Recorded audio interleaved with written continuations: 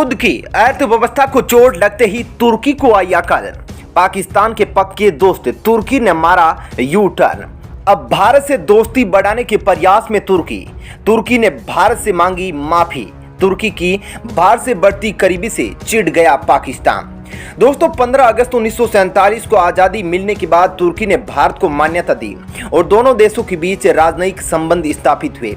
वैसे तो दोनों देश प्रमुख अर्थव्यवस्थाओं के G20 समूह के सदस्य हैं, जहां दोनों देशों ने विश्व अर्थव्यवस्था के प्रबंधन पर करीबी सहयोगी की भूमिका निभाई है। जुलाई 2012 में दोनों देशों के बीच व्यापार 7.5 बिलियन अमेरिकी डॉलर था। 2015 तक काफी बढ़ चुका था, लेकिन तुर्की की पाकिस्तान से बढ़ती करीबी और भारत के आंतरिक मामलों में बोलने के बाद भारत ने तुर्की से व्यापार बीते कुछ वर्षों में कम कर दिया है। लेकिन यह सब तब शुरू हुआ जब तुर्की के राष्ट्रपति एर्दोगान के दिमाग में मुस्लिम देशों की खलीफा बनने का सपना पलने लगा। और यह सपना किसी और ने नहीं बल्कि हमारे पड़ोसी देश और कंगाल देश पाकिस्तान ने उसे दिखाया था। इस सपने के चाह पाले तुर्की ने सबसे पहले कश्मीर को लेकर जहर उगलना शुरू किया। तुर्की के राष्ट्रपति रेजब तैयब एर्दोगान ने कश्मीर पर पाकिस्तान के रुख का भरपूर समर्थन किया। यहां तक कि तुर्की में संयुक्त राष्ट्र में भी कश्मीर मुद्दा उठाया गया, जिसके बाद भारत की तरफ से तीखी प्रतिक्रिया आई। जम्मू कश्मीर से अनुच्छेद 370 खत्म किए जाने के बाद भी तुर्की ने खामोशी नहीं बरती और पाकिस्तान के सुर में सुर मिला दिया। बस इसी बात से भारत और तुर्की के संबंधों में खटास आने लगी। लेकिन तुर्की को यह समझ में नहीं आया कि पाकिस्तान की दोस्ती उसे कितनी महंगी पड़ेगी।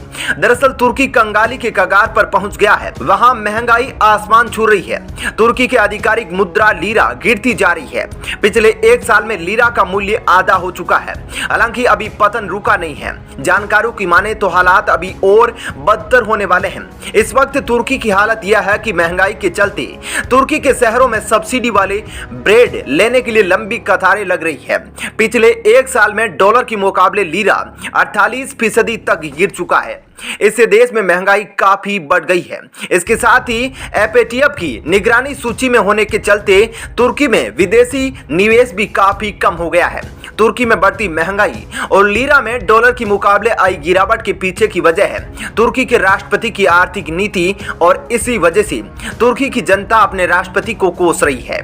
अब जब तुर्की की अर्थव्यवस्था गर्त में जा चुकी है तो ऐसे वक्त में तुर्की को भारत की याद आई है और वह कुछ ऐसा कर रहा है जिससे उसकी दोस्त पाकिस्तान को मिर्ची लग सकती है। लेकिन दोस्तों वो कहावत है ना कि मरता क्या नहीं करता, बस तुर्की वही कर रहा है। क्योंकि तुर्की की इस हालत का एक बड़ा कारण भारत भी है और एर्दोगान भी है। दरअसल पाकिस्तान के प्यार में तुर्की के राष्ट्रपति एर्दोगान इतने खो गए कि भारत का डर भी भूल गए कि भारत की कहां तक पहुंच है। अब जब इस साल अक्टूबर में फाइनेंशियल एक्शन टास्क फोर्स की मीटिंग हुई तो उस समय पाकिस्तान के ऊपर फैसला होने वाला था। पाकिस्तान को ब्लैक लिस्ट में डाला जाए या अभी ग्रे लिस्ट में ही रहने दे। लेकिन दोस्तों तुर्की यह भूल गया कि उसने कई बार भारत के आंतरिक मामलों पर बयान दिए हैं तथा यूरोप और अमेरिका कई सालों से तुर्की को एफएटीएफ की ग्रे लिस्ट में जाने से बचा रहे हैं, क्योंकि तुर्की कई सालों से यूरोप में रिफ्यूजी क्राइसिस को रोक रहा है। लेकिन इस बार एफएटीएफ की मीटिंग हुई तो तुर्की के खिलाफ मनी लॉन्ड्रिंग, ब्लैक मनी और व्हाइट मनी में ट्रांसफर करने जैसे कई गंभीर आरोप लगे और एफएटीएफ के पास इसके सबूत भी थे। वहीं भारत के पास भी कुछ सबूत थे, जिसके बाद पाकिस्तान से दोस्ती निभाने के लिए तुर्की को भी एफएटीएफ की ग्रे लिस्ट में शामिल किया गया। लेकिन दोस्तों एफएटीएफ की ग्रे लिस्ट में शामिल होने की 2 महीनों के भीतर ही तुर्की को इसके बारे में बुरे परिणाम दिखने लगे, क्योंकि तुर्की में ना तो कोई विदेशी निवेश आ रहा है और तुर्की की मुद्रा लीरा भी गिरती जा रही है। इसके बाद अब तुर्की को भारत की याद आने लगी है। वह भारत से माफी मांगकर व्यापार करना चाहता है। दोस्तों तुर्की की इस पहल से पूरे पाकिस्तान में तुर्की के खिलाफ गुस्सा निकल रहा है कि कल तक पाकिस्तान का सच्चा दोस्त आज आर्थिक तंगी के कारण सीधा भारत के पाले में चला गया। भारत को मिनी यूएवी बेचने का तुर्की ने दिया ऑफर। भारत में यूएवी लॉन्च करने की तैयारी में तुर्की की कंपनी। मोदी सरकार ने खरीदने में नहीं दिखाई दिलचस्पी। दोस्तों कभी कश्मीर के मुद्दे पर खुलकर पाकिस्तान का समर्थन करने वाले तुर्की की अब अकल ठिकाने आ गई है।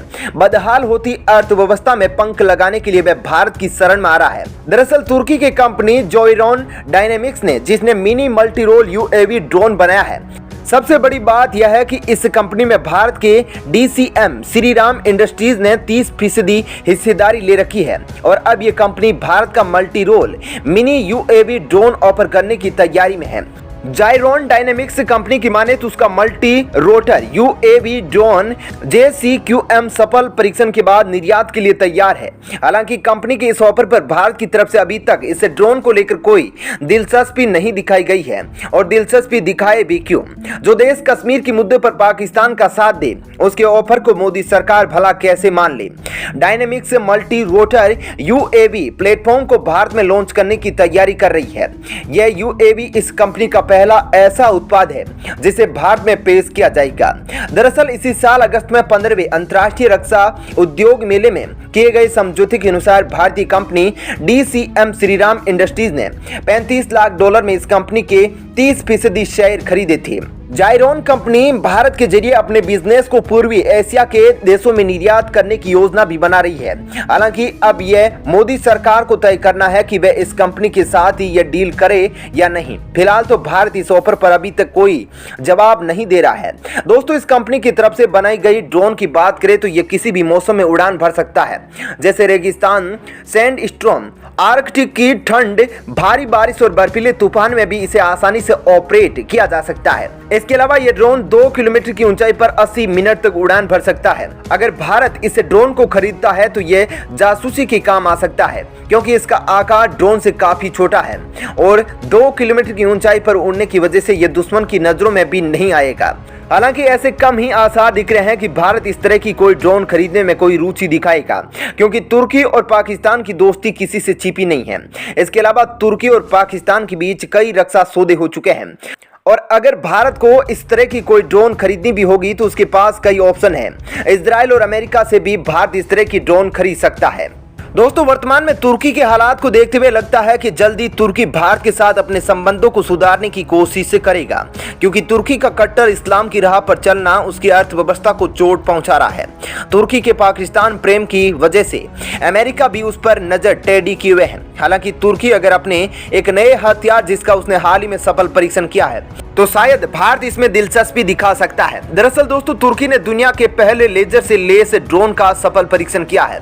इस ड्रोन में लगा लेजर आधे किलोमीटर की दूरी तक निशाना साधने में माहिर है। इरेन नाम से इस ड्रोन को तुर्की के रक्षा कंपनियों 2B टेक और SS गोड ने मिलकर विकसित किया है। यह ड्रोन जमीन से 3000 मीटर की ऊंचाई तक उड़ान भरने में सक्षम है। दरअसल तुर्की कंपनी इस इरेन ड्रोन को लेजर हथियारों के इस्तेमाल से एक निश्चित दूरी से बम और गोला बारूद जैसे विस्फोटक सामानों को बर्बाद करने के लिए डिजाइन किया गया है। दरअसल तुर्की की तकनीक काफी बेहतर मानी जाती है और इसी का नतीजा है तुर्की का यह नया ड्रोन हमला करने में सक्षम है, जबकि इस तरह के ड्रोन बनाने में अभी तक चीन और अमेरिका जैसे देश कामयाब नहीं हो पाए हैं। तो दोस्तों, अब देखते हैं कि तुर्की के इस ऑफर पर भारत की तरफ से क्या जवाब आता है। दोस्तों, आपकी क्या राय है कि क्या भारत को तुर्की से कोई डिफेंस डील करनी चाहिए या नहीं? आप अपनी राय हमें कमेंट बॉक्स में लिख कर दे सकते हैं। जय हिंद, जय भारत।